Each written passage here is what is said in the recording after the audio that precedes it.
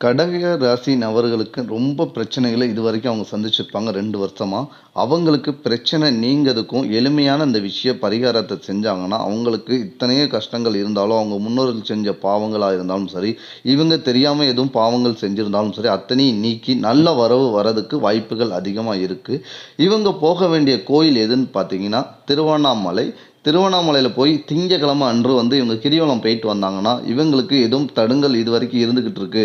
ஒரு விஷயத்தையும் நம்ம கை கொடுக்க மாட்டுக்கு, போன இடத்தலாம் கிடைக்க மாட்டுக்கு, வைக்க மாட்டுக்கு அப்படின்னு நினைச்சு வருத்தத்தோட நீங்க இருந்தீங்கன்னா, திருவண்ணாமலைக்கு ஒரு முறை போய் இறைவனை வணங்கிட்டு, நீங்க போய் வில்வ அர்ச்சனை பண்ணிட்டு, உங்க பேர் ராசிக்கு பண்ணிட்டு வாங்க. உங்களுக்கு நிறைய மாற்றங்கள் இருக்கும்.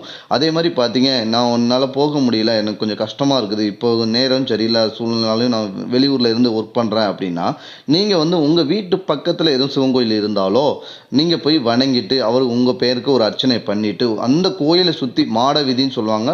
வெளி பிரகாரம். அத நீங்க சுத்தி வணங்கிட்டு வாங்க. உங்களுக்கு நல்ல காரியங்கள் அனைத்துமே கைகூடும். இதுவரைக்கும் உங்களுக்கு எந்த விஷயமும் கிடைக்காத விஷயம்லாம் அதிக வாய்ப்பு இருக்கு.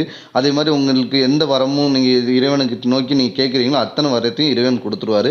இந்த கடகராசிங்களுக்கு கண்டிப்பாக ஒரு முறையாவது நீங்க கிரிவலம் திங்கட்கிழமை அன்னைக்கு போயிட்டு வந்துருங்க. ஒரு வருஷத்துக்குள்ள உங்களுக்கு டைம் கிடைக்கும்போது, ஏதாவது ஒரு நாள், ஒரு வாரத்தை கணக்கு பண்ணி நீங்க போயிட்டு வரலாம். ஆனா அது திங்கட்கிழமை போயிட்டு வாங்க.